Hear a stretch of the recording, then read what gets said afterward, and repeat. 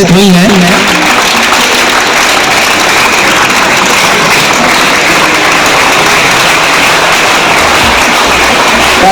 कैसी होनी चाहिए?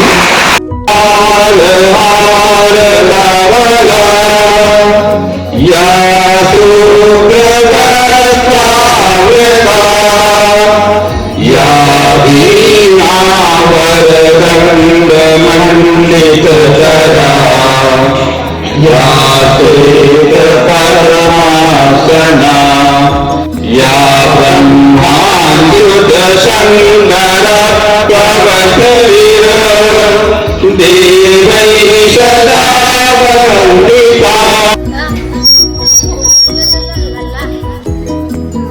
और कहाँ जा रहा है? मैं स्कूल जा रहा हूँ। आए चल, मैं तुझे डेयरी मिल्क की चॉकलेट दूंगा। नहीं मुझे नहीं खाना, मुझे स्कूल जाना है। चल चल चॉकलेट दूंगा। नहीं मुझे नहीं खाना। तो ले गेम खेल ले। नहीं मुझे नहीं खेलना। ले खेल ले खेल ले। चलो ठीक है खेल लेता हूँ।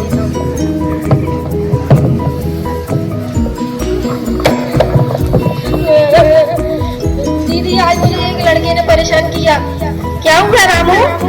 पैसा भी नहीं है और बदनामी से हम डरते हैं, इसलिए ऐसी कोई बात नहीं है, कोई बदनामी नहीं होगी। और मेरी नज़र में एक जिला विधिक सेवा कोड है जिसमें आपकी कोई भी फीस नहीं लगेगी, निःशुल्क वकील मिलेगा आपको। वहां से आपको बिल्कुल आपकी बात को गुप्त रखा जाएगा और आपकी बात लीक नहीं होगी, लीगल कोर्ट में रखेंगे उसमें। ठीक है भैया, घबराओ मत। आपने अच्छा किया मुझे बता के। जब भी कोई समाज में ऐसा कोई काम हो ना तो उसको तुरंत बताना चाहिए, समाज में छुपाना नहीं चाहिए। अगर आपने छुपाए तो और अपराध बढ़ेंगे, अपराध तो अपराध बढ़ेंगे तो फिर सोल्यूशन कैसे निकलेगा? अच्छा किया भाई साहब आपने बता के मुझे। चलो चलो चलो, मेरे नजर में एक जिला विधिक सेवा कोर्ट अधिकारी आ जाओ। चलो चलो चलो। जैसे कि अभी बच्चों ने कम समय में और तत्काल में मैडम के निर्देश पे एक घटना को सामने दर्शाते हुए कि आजकल चाहे लड़कियां हों या लड़के हों, अपराध सभी के साथ हो रहे हैं। और हमारे यहाँ का ऐसा कल्चर रहता है कि जब इस प्रकार की कोई घटना होती है तो उसको सहते रहते हैं और केवल इसलिए नहीं बताते कि समाज में बदनामी होगी या फिर जो है या पैसे का अभाव रहता है या शिक्षा का अभाव रहता है कि कौन पुलिस थाने जाए, फिर पुलिस वाले उसमें कहीं उल्टी सीधी पैसे की मांग करेंगे या फिर ये कोर्ट कचहरी जाना पड़ेगा। और ऐसे में हम वो अपराध को सहन करते रहते हैं और अपराध सहन करना ही अपराध को बढ़ावा देने के लिए बहुत बड़ा कारक के तौर पे सामने आने लगता है। तो ये स्पेशल पॉक्सो एक्ट के संबंध में ये ड्रामा प्रस्तुत किया गया था। और अगर ऐसे किसी अपराध में कोई इन्वॉल्व होता है तो उसे जानकारी होना चाहिए 3 माह से लेके आजीवन कारावास तक की सजा का इसमें प्रावधान है। और अगर गंभीर अपराध हो जाता है तो मृत्यु दंड तक उसमें दिया जा सकता है। तो एक ये जो जिला विधिक सेवा प्राधिकरण यहाँ बताने का प्रयास किया गया, तो विधिक सेवा प्राधिकरण का जो मुख्य उद्देश्य है अपराधों को कम करने में व्यवस्था करना और न्यायालय पेंडेंसी है या न्यायालय में आने वाले मामले हैं उनके निराकरण के लिए वैकल्पिक रास्ता निकालना। ये विधिक सेवा प्राधिकरण के माध्यम से अगर कोई, जैसे हमने शुरू में बोला था कि चाहे मारपीट का मामला हो, संपत्ति का मामला हो, पारिवारिक मामला, अगर एक किसी प्रकार की समस्या उत्पन्न होती है तो विधिक सेवा प्राधिकरण आने से उसका वैकल्पिक समाधान कैसे होगा। जैसे अभी इन्होंने बताया कि वहाँ जिला विधिक सहायता अधिकारी बैठते हैं, उनसे भी ऊपर वहाँ जिला न्यायाधीश बैठते हैं। वो जो जिला न्यायाधीश रहते हैं वो वहाँ एज ए सेक्रेटरी होते हैं और वो पहले उस समस्या का समाधान आपसी समझाइश से दोनों से बातचीत करके पहले पृथक बात करेंगे, फिर ज्वाइंट बात करेंगे और उसका कैसे समाधान कोर्ट में जाने के पहले ही हो सकता है। और अगर विषय कोर्ट में पहुंच गया है, अगर विषय मामला कोर्ट में पहुंच गया है तो उसको मीडिएशन या लोक अदालत या नेशनल लोक अदालत के माध्यम से निराकरण कराने का प्रयास करते हैं। आदरणीय कुशवाहा जी, पत्रकार श्री शर्मा जी, मेरे साथी डॉक्टर चौहान साहब, यहाँ पर उपस्थित सभी सम्मानीय शिक्षकगण, हमारे पीएलबी और यहाँ उपस्थित सभी माननीय एवं इस महफिल की जान, ये सारे प्यारे प्यारे बच्चे, अपने लिए ताली बजाओ आप। जिला विधिक सेवा प्राधिकरण का जो यहाँ आने का जो तात्पर्य रहा है कि विधिक साक्षरता शिविर आयोजित करना, क्योंकि साक्षर तो हम सभी हैं, जो भी स्कूल जा रहे हैं वो निश्चित तौर पर साक्षर हैं, किंतु विधिक रूप से साक्षर होना, उसका तात्पर्य एवं उसका आशय और उसका उद्देश्य यह है कि हम न केवल अपने अधिकारों को जाने बल्कि अपने कर्तव्यों को जाने, और यदि किसी प्रकार की कोई समस्या जिसके लिए कि बहुत बार हम चाहे न्यायालय हो, चाहे पुलिस स्टेशन हो, या फिर किसी अधिवक्ता के ऑफिस के चक्कर लगाते रहें, उसके बजाय उस अज्ञानता से परे जा करके आप खुद भी जागरूक हो और अपने परिवार को भी इसलिए जागरूक करें कि यदि किसी प्रकार की कोई समस्या आती है तो उसका समाधान जिला विधिक सेवा प्राधिकरण के कार्यालय में जाकर के किया जा सकता है, या आप स्वयं अपने परिवार को इसका मार्गदर्शन दे सकते हैं कि यदि इस प्रकार की समस्या आई तो हम उसका समाधान के लिए कहाँ जाएंगे या किस प्रकार से उसका समाधान करेंगे। आप सभी को ये विदित होगा कि 18 साल तक के बच्चे, चाहे वो लड़कियां हों चाहे वो लड़के हों, बालक की श्रेणी में आते हैं। तो यदि किसी ऐसे बालक के द्वारा कोई अपराध किया जाता है तो उसके लिए विशेष न्यायालय है, जुवेनाइल जस्टिस बोर्ड। 18 वर्ष तक के बच्चों को जेल नहीं भेजा जाता। उसका मूल उद्देश्य यह है कि बच्चे चूंकि कच्ची मिट्टी के होते हैं तो उनमें सुधार की, समझाइश की गुंजाइश होती है, तो इसलिए उन्हें सजा नहीं दी जाती।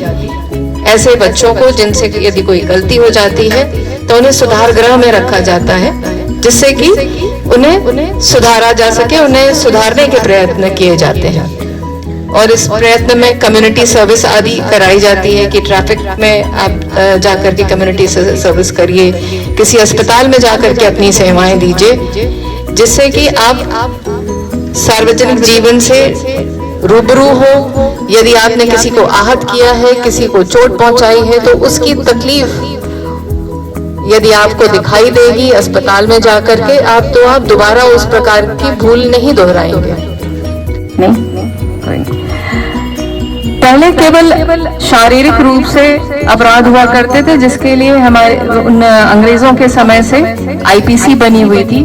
उसमें धाराएं, अलग अलग धाराएं 354 है, 376 है और 506 से लेकर के 509, 504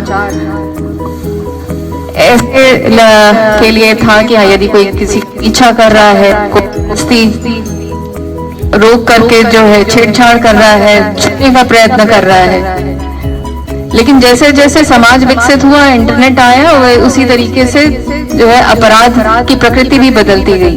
अब पीछा केवल शारीरिक रूप से नहीं, किंतु फेसबुक, स्नैपचैट, व्हाट्सएप, इन सभी माध्यमों से होने लगा। लगातार फोन करते रहना, आपके जो है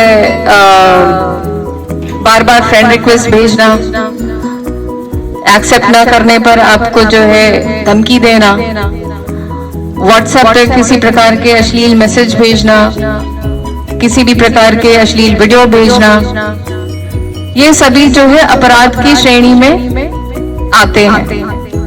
कोई जबरदस्ती दोस्ती करने का प्रयत्न करता है, धमकी देता है, तो आप सभी को यह सलाह है कि इस प्रकार की सूचना निश्चित तौर पर आप अपने माता पिता को दें, और माता पिता को इस बात की जानकारी दें, और माता पिता को जो है दें, या फिर आप अपने स्कूल में टीचर को भी बता सकते हैं। यदि आप माता पिता से संकोच करते हैं तो आप टीचर के माध्यम से माता पिता तक यह बात पहुंचाई जा सकती है, या किसी मित्र के माध्यम से पहुंचाई जा सकती है, और इसकी सूचना जो है आवश्यक रूप से पुलिस को देनी चाहिए। यदि पुलिस किसी कारण से एफआईआर नहीं लिखती है तो इसकी लिखित सूचना तो जिले के पुलिस अधीक्षक उनको दी जानी चाहिए। यदि पुलिस अधीक्षक तक सूचना देने के बावजूद या उनको लिखित में आपने रजिस्टर्ड के भेज दिया तब भी नहीं लिखी गई एफआईआर, तब न्यायालय में प्राइवेट कंप्लेंट के माध्यम से ऐसे प्रकरणों की या इस घटना की जानकारी दी जा सकती है। क्योंकि इस प्रकार के जो है अपराध हैं, जितना हम दबाएंगे छुपाएंगे वो अपराधी का मनोबल उतना ही ज्यादा बढ़ाएंगे। इसलिए अपराधी का मनोबल तोड़ना है ना कि बढ़ाना है। यदि इस बात से लोग जो है रुक जाते हैं कि कोर्ट में कौन जाए, वहाँ वकील की फीस बहुत लगेगी, तो कोई भी बच्चा है, बच्चे से संबंधित कोई भी अपराध हुआ है, किसी बच्चे के खिलाफ अपराध हुआ है, तो ऐसे मामलों में यदि विधिक सेवा प्राधिकरण के ऑफिस में आता है तो वकील खुद विधिक सेवा प्राधिकरण का जो है कार्यालय वो उपलब्ध कराता है। तो चाहे उसमें टाइपिंग का खर्चा हो, चाहे कागज का खर्चा हो, चाहे कोर्ट की फीस हो, सब कुछ जो है विधिक सेवा प्राधिकरण उसका सारे एक्सपेंसेस बेयर करता है। तो इसलिए ऐसे अपराध में या ऐसे बच्चे के साथ हुए अपराध में किसी भी प्रकार के माता पिता के ऊपर कोई बर्डन, कोई दबाव आर्थिक रूप से नहीं होता।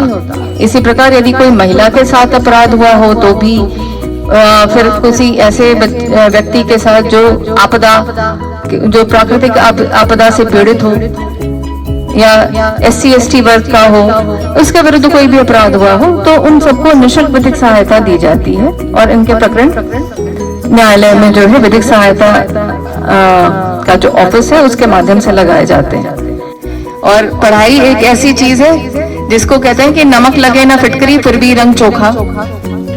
यानी आप पढ़ करके केवल आपको मेहनत भर करनी है, एग्जाम भर देना है, उसमें आपको इंडस्ट्री लगाने जैसी पूंजी नहीं लगानी है और खेत बाड़ी नहीं खरीदने हैं, अलग से पूंजी की कोई जरूरत नहीं है। सिर्फ अपनी मेहनत, अपना दिमाग और अपना कंसंट्रेशन, जितना हम भरपूर इसका उपयोग कर सकें उसका करना चाहिए।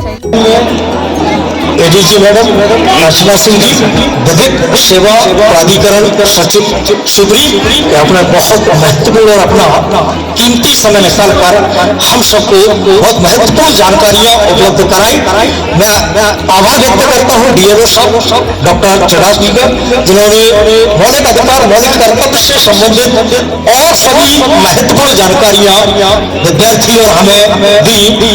मैं आभार व्यक्त करता हूँ वरिष्ठ पत्रकार जी का, जिन्होंने हमें इस कार्य में सहयोगिता प्रदान की। मैं आभार व्यक्त करता हूँ सभी शिक्षक बंधुओं का, जिन्होंने इस कार्यक्रम में भाग लेकर कार्यक्रम को महत्वपूर्ण बनाया। मैं आभार व्यक्त करता हूँ सभी प्यारे विद्यार्थियों का, छात्र छात्राओं का, जिन्होंने आदरणीय मैडम जी से बहुत अच्छा ज्ञान प्राप्त किया, बड़ी शालीनता का परिचय दिया। मैं आभार व्यक्त करता हूँ उपस्थित सभी महानुभावों का। जय हिंद, जय भारत।